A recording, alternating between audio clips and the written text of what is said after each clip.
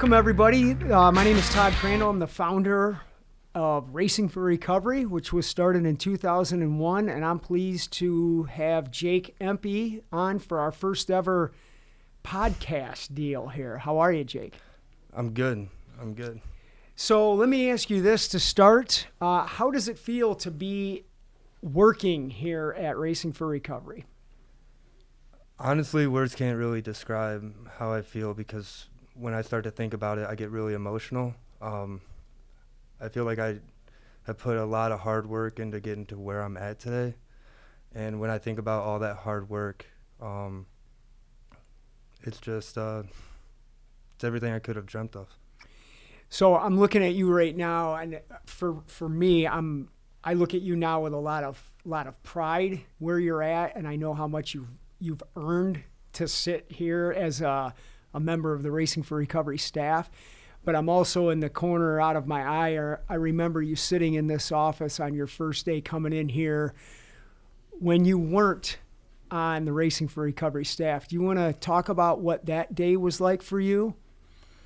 That day was a struggle. I remember everything about it. I remember I kept looking at my mom and was crying and was telling her how sorry I was and I would pay for this session. Felt broken and had no idea what to do with my life because at that point I wanted to end my life. Can you look back on that now? Were you ready for change on that day? Oh, sorry. No. I mean, actually, that day, probably. But the next day, them demons kind of kept coming back to me, and I continued on for about 2 more weeks of self-destruction. So let's talk about, so the folks that are watching this, they can see and understand what transformation looks like and how it starts. So when did you make that cognizant choice to end the destruction and then begin something new? Tell everybody what that was like for you. It was eye-opening. I remember waking up in the morning and not wanting to live that lifestyle anymore, and that was because of walking into this room and actually going to a Thursday night meeting. Just everything playing out in my head of what was said to me the prior weeks in advance. And one morning I just woke up and I was like, enough's enough. And I just called my mom, and that's it. Were you relieved that you had that awakening? Yeah. Yes. So let's talk about then, once you've made that decision, how did your mind transfer from, I don't like who I am, I don't want to live anymore, to, I've heard some information, I'm intrigued by what I heard at Racing for Recovery's support group meeting, I want to learn more and do more. Talk about what that was like for you. Like as a whole? Like however you want to describe that. Well, it didn't click right away. Like, I remember in the beginning of getting sober, I felt like a sense of like being on a cloud, like everything was good. And then all the trauma started coming back into play. And then I just hated my life all over again. But sticking around and coming to IOP consistently, keeping an open mind, and surrounding myself around people I aspired to be like and feeding off their energy. Took quite a while for me to be able to look at myself and be proud of who I was. It was a lot of hard work into finding out who I was because I had no idea who I was when I first got sober. So I'm going to ask you to kind of ebb and flow between where you are now and where you were. So let's say you have a new person, you're in my seat, this is your office, and you have another Jake that's coming in and asking for your help. What do you tell, I guess what I'm asking you is, what do you explain to that other version of yourself how this works, what you've learned, and what that person can expect on a new way of living? That was a lot. It's a loaded question. I would tell them just give it time. In the beginning, there's going to be a lot of rocky roads, but if you keep doing things that will make yourself feel good on the inside and not care about what others are thinking on the outside, over time you'll end up just feeling at peace, and feeling like you could actually care and trust people that you surround yourself with. How has receiving professional, clinical, educational, sustained sobriety help aided you in dealing with your childhood traumas? How has that helped you? It's helped me realize I'm not alone in this world, and that I'm able to trust somebody and actually not carry all that weight on my shoulders anymore, but also see life in a positive aspect instead of seeing all the destruction and negativity. You mentioned the word trust in there. What's it been like to not have trust broken in your recovery process? It made a big impact on where I'm at today, just because I'm able to actually say what's on my mind and what's in my heart and know that not everybody's going to know about it. Did that trust that's been built here at Racing for Recovery, has that helped you to even reach out further on more personal and professional questions or desires that you've had in your growth, that you feel confident that you can ask or say anything that's on your mind and you're just going to receive adequate help with that? Of course. So let's talk about that. Now that you're starting to find self and you realize, well, hey, maybe I'd like to be in this field. Let's talk about what that process of obtaining licensure and the struggles you've had with, hey, I think I'm ready, but then you didn't get the opportunity. Talk to everybody about what it took to actually get a job here, if you will. Took a lot of patience, and I had to learn how to react in certain situations and not feel like I deserve something that I haven't put the work in for. Okay. I've had multiple jobs to where I just wanted to try something new to see what I enjoyed and what I didn't. And when I knew this is exactly what I wanted to do, there was nothing that was going to get in my way in order to make that happen. So how excited were you? I want to know, when you obtained your CDCA, the first licensure in the counseling process, what was that like for you when you obtained that? A crap load of gratitude, because back then, if I would have started something in school or online, I would have gave up halfway through, but I persevered and I finished it. So when you put the effort in, you achieved the goal, did you automatically think, okay, boom, I'm going to start in the field right away? Was that your mindset then?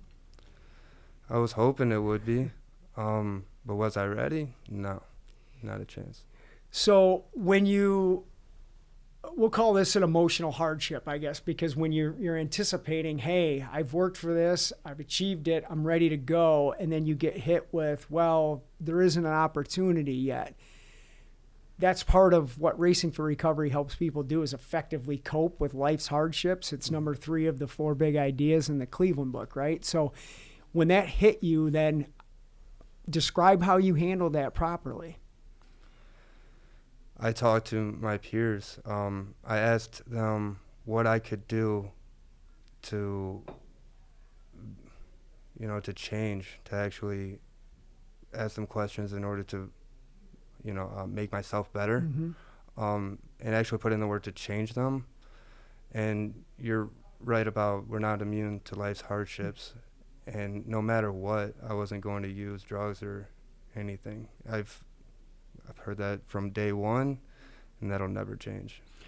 I know Todd Bieber, our executive director, is very good at asking this question, or making this statement rather. He says, it's not what happens to you, it's how you respond to what happens to you. And I think that is so profound with respect to the awesome journey you've been on. So when you finally realized you were going to get the opportunity to join our staff and serve people the way that you've been helped, what has that been like for you to be on board with us?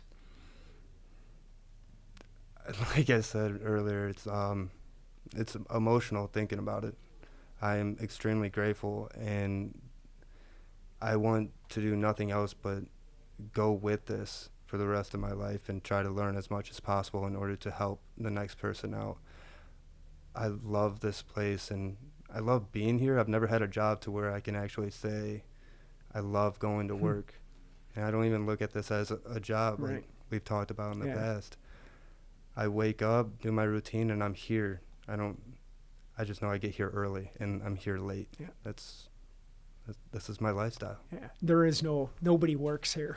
You know, I haven't worked since Right. 2001. I don't expect anybody else to as well. So what's the future look like? What do you want to do with everything you've been fortunate enough to have? What do you plan on doing? Are you going back to school? Do you want to take my job? Do you want to do something? What do you want to do at Racing for Recovery? What's the future look like for you? I want to go back to school. I actually took care of my student loans to where I'm able to, I'm able to achieve that next step of going back to school and getting my license to be a professional clinician. That's my goal, and I'm going to make that happen. School kind of scares me, I'll be honest, but it scared me back when I was doing my destructive ways because I never finished it. I never felt focused. But now I'm focused, and I'm driven to not only be the best person that I can be, but also help others that are going through the same struggles. You know, I came out of Dr. Jessica Lockhart, who's the Racing for Recovery chiropractor. Yeah. I came out of her office in Sylvania the other day, and your mom just happened to be walking in. And I told her point blank, like, how proud I am of you. It's like, I feel like a lot of times, and I say this often, like, I feel like I have like 1,000 kids now, but, and all kidding aside, it's been just awesome to watch where you were and the transformation of where you are. And I had a real powerful conversation with your mom. She was here last night at the meeting. How has your sobriety improve that relationship with your mom? It's definitely made us closer, but I also had the opportunity to look at everything from her side of view, which I wasn't during my active addiction. I had the opportunity to help her with her couch over the week and bring it into like another condo for Racing for Recovery. So being able to be a man of my word and stick to that and help her out with amazing peers around here, she felt grateful, and I felt grateful to be able to help her when she needed me. So let me ask you this. We talked this morning before we were doing this podcast about the live stream support group meeting that Racing for Recovery offers. And by the way, we're the only organization that offers something like that. When I read from our upcoming third book, Choices and Consequences, about how I wish this was the book that I had when I was a kid to explain my feelings and behaviors to friends, parents, coaches, doctors, whoever. How did that paragraph, when we read that last night in the support group meeting, how did that resonate with you? It resonated with me by me looking back at when I was a kid and being in a household of alcoholics and, taking out my anger and stuff in school and trying to be the class clown and not caring about school. Like, I just wanted to have everybody like me. I never liked myself. That was before I even started doing drugs or alcohol. That was back when I was living with my mom and my stepdad and was just causing chaos outside of the home because I was never able to really talk to anybody in the home. But when I went to my dad's house, I started drinking and smoking and, causing chaos all around in my life. So let's talk about this and not being, hindsight is 20/20, because of course that's always true. I'm going to ask you a closed question, which I really shouldn't do when I'm doing the interviewing process. However, do you think if you had help regarding emotional hardships and trauma prior to drug addiction, it could have prevented you from even getting involved in drugs in the first place? Yeah.